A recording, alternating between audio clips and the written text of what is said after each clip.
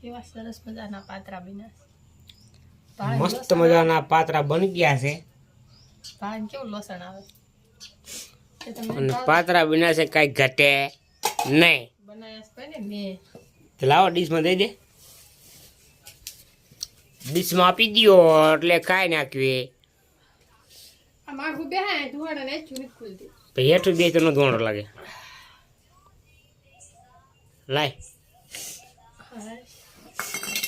તમારે પણ પાત્રા ખાવા હોય તો આવી જાઓ